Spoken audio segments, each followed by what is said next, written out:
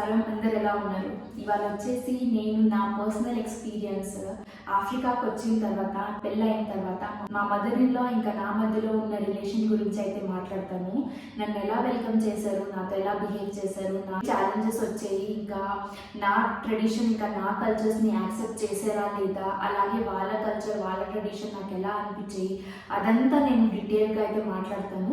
చాలామంది కామెంట్స్లో మీ mother in లాతో ఉన్న రిలేషన్ చూపించండి అని చెప్పారు.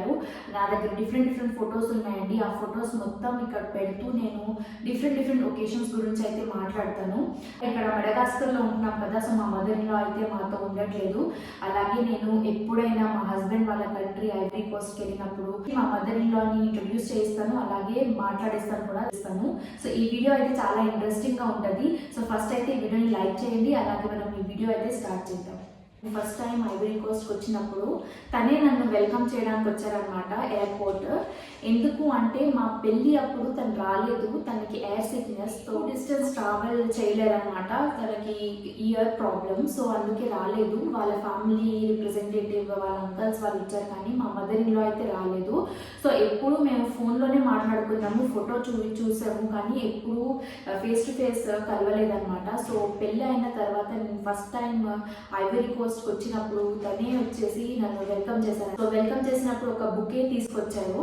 అలాగే ఫస్ట్ టైం కలిసినప్పుడు నేను కూడా కొంచెం నాకు డిఫరెంట్గా అనిపించింది, ఎందుకంటే తనైతే ఇండియన్ కాదు కదా. సో నేను ఎలా బిహేవ్ చేయాలి, కాలుకి దండం పెట్టాలా లేకపోతే నమస్తే చెప్పాలా. సో మా హస్బెండ్ వచ్చేసి ఆఫ్రికాలో కాళ్ళకి దండం పెట్టుకోరు, సో జస్ట్ నమస్తే అని చెప్పారు. అలాగే మా మమ్మీ అయితే కాళ్ళని దండం పెట్టమని చెప్పారు, ఎందుకంటే ఆఫ్రికా ఉన్నా ఎక్కడున్నా కూడా మన కల్చర్ అని చెప్పి నేనైతే అది చేశాను. అలాగే చాలా హ్యాపీ ఫీల్ అయ్యారు. సో వెళ్ళంగానే ఫస్ట్ అలా మీట్ అయ్యామని, సో వాళ్ళు నార్మల్గా ఎప్పుడైనా గ్రీట్ చేసినప్పుడు ఇక్కడ 3 times కిసెస్ పెడతారు. సో తన కల్చర్ లాగా వెల్కమ్ చేశారు. నేను నా కల్చర్ లాగా నేను కాళ్ళని అయితే దండం పెట్టాను. అలాగే ఇంటికి వెళ్ళిపోయాము. సో ఆ రోజు వచ్చేసి తను మొత్తం వంట ప్రిపేర్ చేసి ఆఫ్రికన్ కాబట్టి ఆఫ్రికన్ వంటలన్నీ చేసేసి టేబుల్లో డిస్ప్లే చేసేసి పెట్టారు. సో అలాగే నేను వెళ్ళాను కదా. సో నాకైతే అంతగా ఆఫ్రికన్ ఫుడ్ అలవాట్లేదు, కానీ నేను కొంచెం తిన్నాను. లాంగ్వేజ్ బ్యారియర్ కదా, తనకి ఇంగ్లీష్ రాదు, నాకు ఫ్రెండ్స్ రాదు అప్పట్లో. సో ఎలా మాట్లాడతామో తెలీదు. సో కొంచెం అలా కొన్ని ఇంగ్లీష్ వర్డ్స్ అర్థమవుతాయి. సో ట్రై చేసాము. అది ఒక పెద్ద ఛాలెంజ్ అయితే అనిపించింది స్టార్టింగ్లో. సో ఫస్ట్ 6 months అయితే నేను అస్సలు కిచెన్కి వెళ్ళేదాన్ని కాదు, ఎందుకంటే నాకు అంతగా వాళ్ళ ట్రెడిషన్ ఫుడ్ నాకు అలవాట్లేదు. అలాగే నాకు ఇండియన్ ఫుడ్ కూడా వంట రాదనమాట. అప్పుడు నేను ఎప్పుడైనా ఇండియాలో ఉన్నప్పుడు కూడా నేను అంతగా ఫుడ్ కుకింగ్ చేసేదాన్ని కాదు. సో నాకు రాదు. సో నేను చాలా హెజిటేషన్ నాకు ఉండేది. సో నేను జస్ట్ రూమ్లోనే ఉండేదాన్ని. మా మదర్లో ఏం కుక్ చేసినా అదే తినడానికి ట్రై చేసేదాన్ని, కానీ మోస్ట్లీ నేను చాలా సెలెక్టివ్ ఫుడ్ తినేదాన్ని. సో అలాగా నాకు ఏం ఇష్టం, నాకు అంటే కొంచెం స్పైసీగా ఇష్టం కదా. సో చాలా ట్రై చేసేవాళ్ళు. డైలీ మా మదర్ ఇన్ లా ఫుడ్ చేసేవాళ్ళు అనమాట. సో నాకు ఏమి ఇష్టమో మా హస్బెండ్ని అడిగి ట్రై చేసేవాళ్ళు. వెజిటేబుల్స్ నేను ఎక్కువగా తింటాను కదా, సో డిఫరెంట్ వెజిటేబుల్స్ కాంబినేషన్స్ చేయడం అదంతా చేసేవాళ్ళు. మన ఇండియన్ లాగా చేయలేరు, కానీ మోస్ట్లీ ట్రై చేసేవాళ్ళు. సో అదైతే నాకు చాలా ఎఫర్ట్ చేస్తారని అనిపించింది. అలాగే నేను వెళ్ళంగానే ఫస్ట్ మనకి దివాళీ ఫెస్టివల్. సో నేను దివాళీ ఫెస్టివల్ కదా, అడగొద్దా ఫెస్టివల్ లేదా అని ఆలోచిస్తూ ఉన్నా. అలాగే మా హస్బెండ్కి ఆల్రెడీ దివాళీ అంటే మన పెద్ద ఫెస్టివల్ అని ఆల్రెడీ తెలుసు. సో మా మదర్ ఇన్ లాకి చెప్పారు. సో మా మదర్ ఇన్ లా అయితే ఫస్ట్ వెళ్ళి ఇంట్లో ఒక టేబుల్ కొనుక్కొని రమ్మని చెప్పారు. అలాగే అక్కడ నేను మొత్తం నా ఐడల్స్ని పెట్టి ప్రేయర్ చేసుకోవచ్చు అని చెప్పి. సో అది నాకు చాలా బాగా నచ్చింది, అంతగా అర్థం చేసుకున్నారని. సో మేము వెళ్ళేసి ఫస్ట్ టేబుల్ తెచ్చుకున్నాము. ఆ టేబుల్ పిక్చర్ కూడా పెడతాను ఇక్కడ. అలాగే నేను మొత్తం ఐడల్స్ని సెట్ చేసుకొని ఫస్ట్ అయితే నేను బాగా ఫస్ట్ దివాళీ సెలబ్రేట్ చేసుకున్నా. ఒకటి నాకేం నచ్చిందంటే, మా మదర్ ఇన్ లా అయితే తన దగ్గర సారీ లేదు కదా, నేను సారీ కట్టుకున్నాను. సో తన దగ్గర ఉన్న డ్రెస్లోనే స్కార్ఫ్ని సారీ లాగా కట్టుకోవడానికి ట్రై చేశారు. సో నా కల్చర్ నా ట్రెడిషన్ని రిప్రజెంట్ చేయాలి అని చెప్పి ఆ ట్రై చేయడం కూడా నాకు చాలా నచ్చింది. అలాగే నేను మా మదర్ ఇన్ లా గురించి చెప్పాలంటే, తనైతే యాక్చువల్గా వర్కింగ్ ఉమెన్. ఫ్రాన్స్లో చదువుకున్నారు. అలాగే దాని తర్వాత ఐవరీ కోస్ట్ ఆర్మీలో వర్క్ చేయడం, ఎయిర్పోర్ట్లో కస్టమ్ ఆఫీసర్గా వర్క్ చేసి రిటైర్ అయ్యారు. సో మైండ్ సెట్ కొంచెం ఓపెన్గా ఉంటుంది, అంతగా డిస్టర్బ్ చేయడం, మనం ఏం మాట్లాడినా మధ్యలో వచ్చి అంటే ఒపీనియన్ ఇవ్వడం అదంతా చేయరు. మాట్లాడితే అడిగినప్పుడు ఇస్తారు, కానీ మోస్ట్లీ తను ఐసోలేటెడ్గా తను ఉండడం ప్రిఫర్ చేస్తారు. సో అంతగా మాకు డిస్టర్బ్ అవుతుంది అనిపించేది కాదు. కొన్నిసార్లు మనం అంటే మా మదర్ ఇన్‌లా అయితే ఎప్పుడూ ఒక daughter in-law, Indian daughter in-law వస్తుంది ఇంట్లో అని చెప్పి అనుకోలేదు.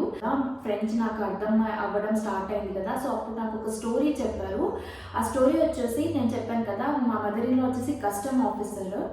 ఎయిర్పోర్ట్లో కస్టమ్ ఆఫీసర్స్ ఏం చేస్తారంటే ఎవరైనా జ్యువెలరీ బిజినెస్ వాళ్ళు తీసుకొస్తూ ఉంటారు కదా, సూట్ కేసెస్ చాలా గూడ్స్ తీసుకొస్తూ ఉంటారు, అవన్నీ కంట్రోల్ చేస్తారు.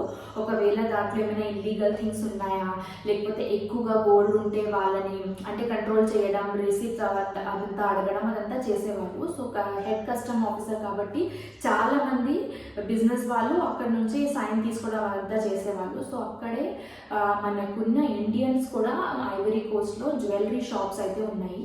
సో వాళ్ళు కూడా దుబాయ్ నుంచి పర్ఫ్యూమ్స్, జ్యువెలరీస్ అదంతా తీసుకొచ్చేవాళ్ళు. సో అలాగే ఒక అతను పరిచయం సింధీ, కానీ చాలా బాగా పరిచయం అయ్యి ఎప్పుడూ వస్తూ ఉంటారు కదా, సో చాలా బాగా పరిచయం అయింది. సో అలాగే చాలా ఇయర్స్ తర్వాత ఇండియాకి వచ్చినప్పుడు నేను యాక్చువల్గా స్వామి డివోటీ అనమాట, శ్రీ సత్యసాయి బాబా డివోటీ మేము. సో అలాగే ఆయన కూడా డివోటీ. సో అప్పట్లో పుట్టపర్తికి వెళ్ళినప్పుడు విభూతి, స్వామి ఫోటో, అలాగే కుంకుమ అదంతా తెచ్చేసి మా మదర్ ఇన్‌లాకి ఇచ్చారు.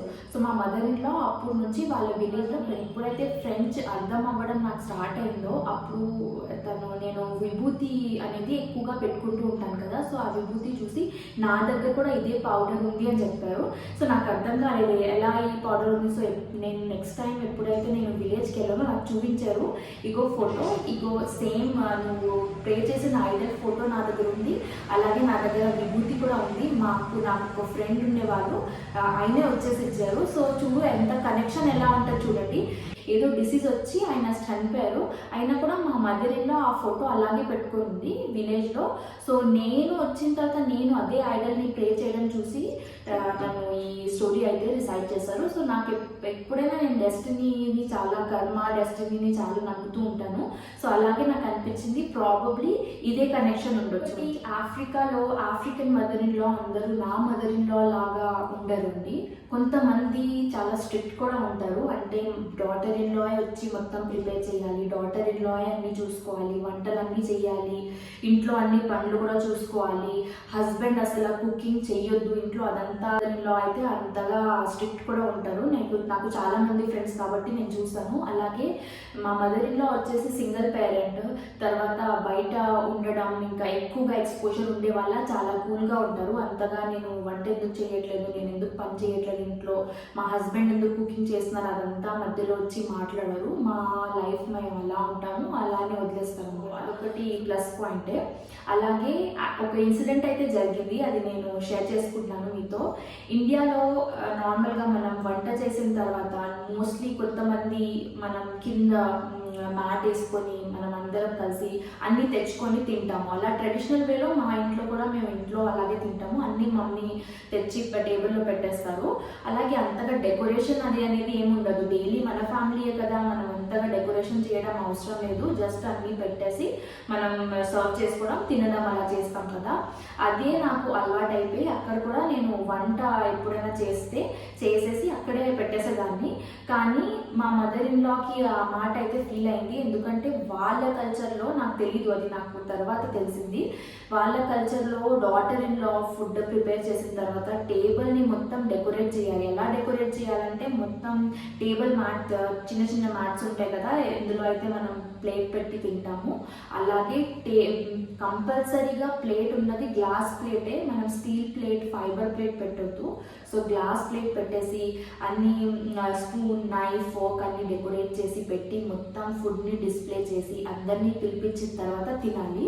సో అదైతే ఫస్ట్ టైం నేను కుకింగ్ చేసినప్పుడు నాకు అదంతా తెలీదు కాబట్టి నేను అన్ని అలాగే పెట్టాను. సో తర్వాత అదంతా నేర్చుకున్నాను కాబట్టి నేను ఇంకా నెక్స్ట్ టైం నుంచి చేసినా కూడా నేను మొత్తం డెకరేట్ చేసి పిలిచేదాన్ని. సో అదొకటి నాకు తెలీదు కదా. సో బ్యారియర్ చాలా ఎక్కువ. సో ఎక్కువగా మాట్లాడడం జరిగేది కాదు. సో కొన్నిసార్లు ఎగ్జామ్ చేస్తాం కదా మనం, తను చెప్పారు కానీ నాకు అర్థం కాలేదు, ఎగ్జామ్షన్ చేస్తున్నాను. సో అది కూడా జరిగేది. సో మెల్లిమెల్లిగా అందుకే ఎక్కువగా నేను ఫోకస్ అయితే ఫ్రెంచ్ మీద పెట్టేసి ఫ్రెంచ్ నేర్చుకున్నాను. ఆ లాంగ్వేజ్ నేర్చుకునేసరికి చాలా ప్రాబ్లమ్స్ తగ్గిపోయాయి. అలాగే అండి, మా హస్బెండ్ క్రిస్టియన్ అని అందరికీ తెలుసు. మా మదర్ ఇన్ లా ఎక్కువగా కాథలిక్ చర్చెస్కి వెళ్తూ ఉంటారు.